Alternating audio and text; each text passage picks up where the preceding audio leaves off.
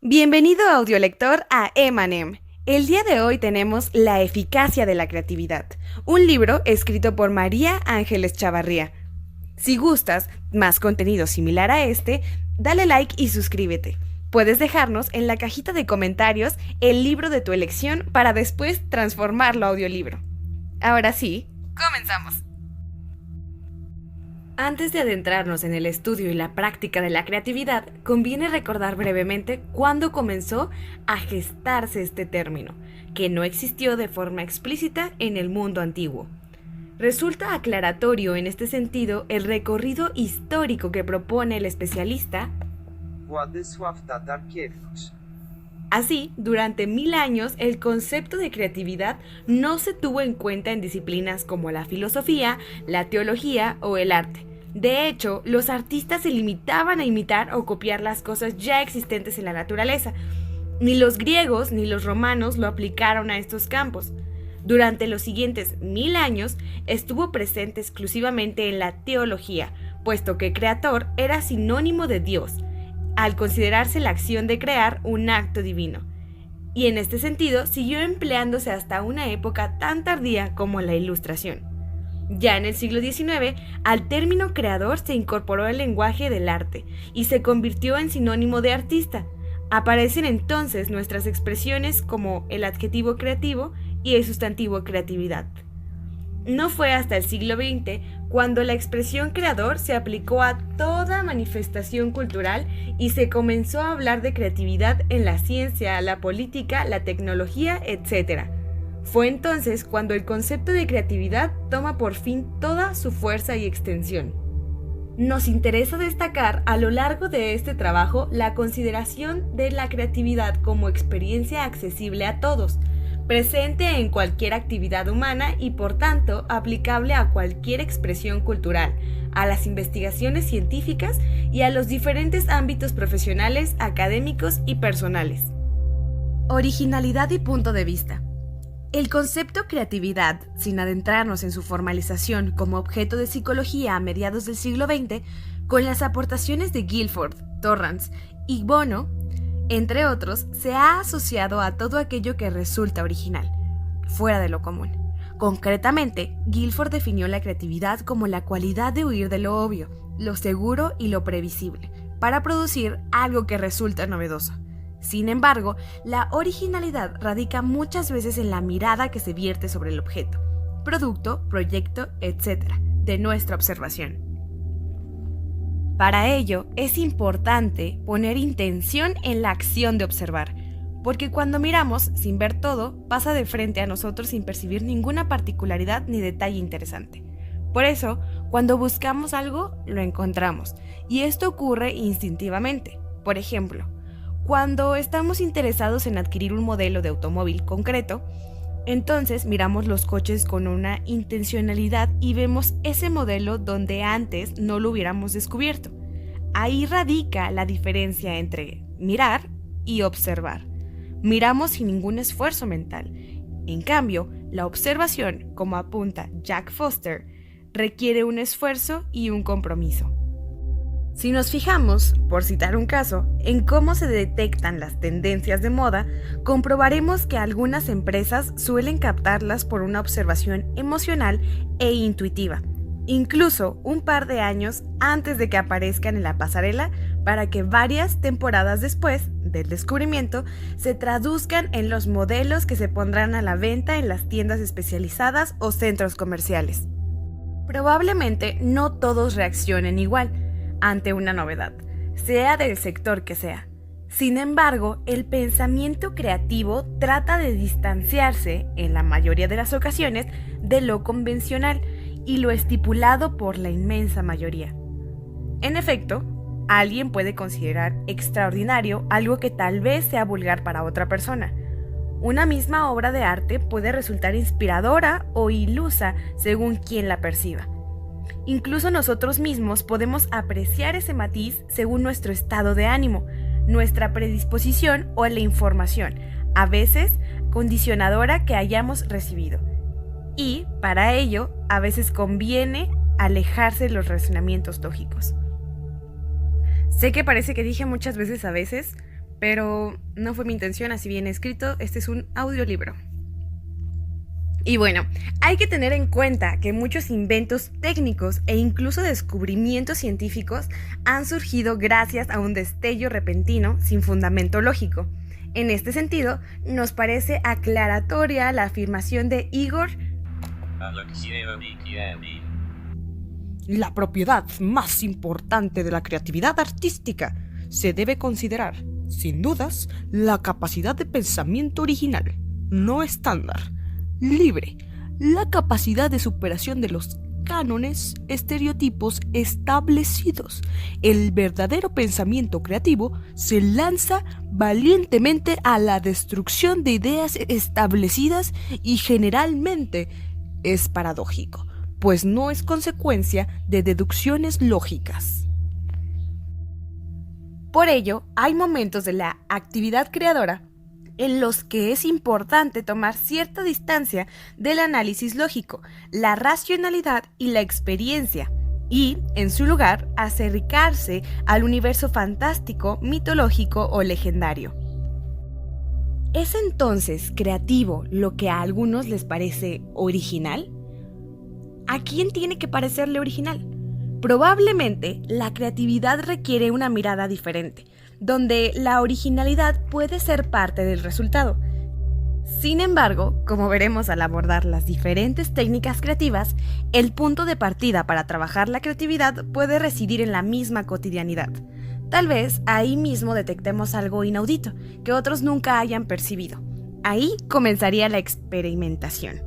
Y también ahí radicaría la originalidad, en ser capaces de pensar, percibir o actuar de formas distintas a las tradicionales. A veces podrán estar apoyadas en esos modelos de pensamiento, pero es importante que exista fluidez para que no se estanquen los procesos creativos. Solo así se producirán invenciones o reinvenciones con el sello que conlleva la originalidad. Para ello es necesario tener una buena dosis de seguridad personal y una plena confianza en nuestras propias ideas. Creación y proceso creador. Según la Real Academia Española de la Lengua, el término creatividad tiene dos acepciones: facultad de crear y capacidad de creación. En este caso, ¿hemos de considerar creativo únicamente el resultado surgido de la acción creativa? ¿Y qué hay del proceso?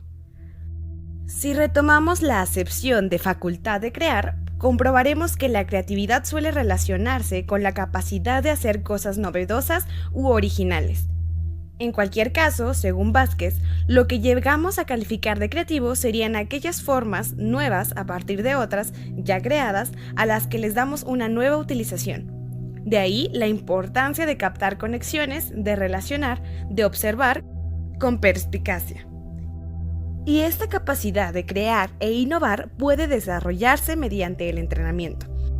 Este proceso creativo está constituido por diferentes fases que pueden darse o no en su totalidad, así como variar el orden según las circunstancias del creador. Una secuencia cíclica que suele darse en la creación de una obra artística es la siguiente. Comencemos en este caso por el final. Tenemos una obra terminada que ha sido elaborada en un tiempo dedicado a su configuración. Esta creación ha podido surgir de un fluir continuo de ideas o a través de un estado de confusión previo en el que las ideas se hallaban desordenadas. Como no es habitual que el autor se sienta satisfecho de su obra en un primer instante, de hecho es aconsejable dejar reposar un tiempo prudencial antes de retomarla, este sentirá un momento de disconformidad con su trabajo al experimentar que no le parece tan perfecto, que haría bastantes cambios en él aunque no sepa cuáles, e incluso que realizaría una obra totalmente distinta. Aquí entramos en una fase crítica de ruptura. El autor entra en confusión, en caos, siente que su obra no sirve, debe modificarla o romperla. Este es un momento clave en el proceso creativo, pues la actitud del creador determinará la elección siguiente: ahogarse en desasosiego y ansiedad o avanzar hacia el desarrollo de las propias capacidades creativas que permitan un paso adelante. A lo largo de esta fase, A veces, antes o después, puede surgir el aburrimiento, acompañado a momentos de lenta o escasa fluidez de ideas.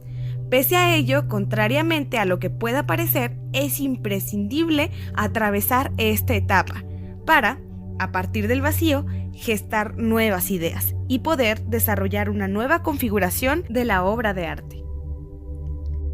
Puede resultar clarificador detenerse en la actividad que realiza el cerebro para procesar la información antes de captar una posible novedad o posibilidad de innovación. Según Yevin, se pueden distinguir 3 niveles de trabajo. La conciencia. Aquí cabe destacar la tarea de las estructuras funcionales en las zonas del lenguaje de los hemisferios grandes, fundamentalmente el izquierdo, capaces de controlar la información almacenada en la memoria. Simonov define la conciencia como el conocimiento que puede ser transmitido por el hombre a otros miembros de la sociedad, mediante palabras, fórmulas matemáticas, obras de arte, etc. Surge así la posibilidad de diálogo con las otras personas, con el entorno o con uno mismo, la autoconciencia. La superconciencia aparece en el fenómeno de la conciencia y se identifica con la intuición creativa o la inspiración. El cerebro, en este caso, se encuentra en un estado supercrítico. Para mantener este estado, Vladimir Pavlovich Efroimson, en su monografía Genialidad y Genética, propuso algunos mecanismos, tales como mantener un contenido elevado de ácido úrico en el organismo, típico de los enfermos de gota. La estructura de este ácido es similar a la de la cafeína y la teobromina, ambos estimulantes de la capacidad intelectual.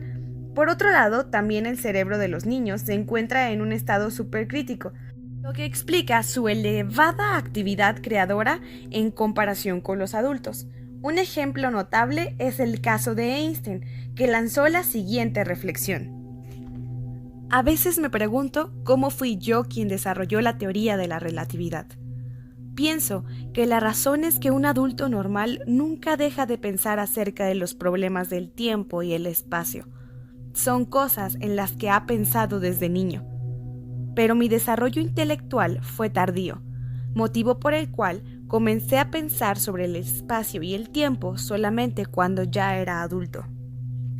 La subconsciencia es el conjunto de comportamientos aprendidos durante el proceso de desarrollo y que se han asimilado y automatizado hasta convertirse en hábitos. Las diferentes investigaciones muestran que durante la percepción de procesos repetitivos participan muchas menos neuronas que durante la percepción de novedades. En definitiva, concluye Igor A. Yevin, el resultado final del proceso creativo en el arte está determinado en una gran medida por la personalidad del autor, su experiencia, el medio que lo rodea, etc. Por eso es tan importante conocer la biografía de un escritor, un compositor o un pintor, así como su época, para comprender completamente su creación. Una creación que, según Stein y López Remiro, se compone de 7 elementos clave: el sentido de finalidad, la sensibilidad, la tensión, la ironía, el juego, la suerte y, alimentada por el tesón y firmeza,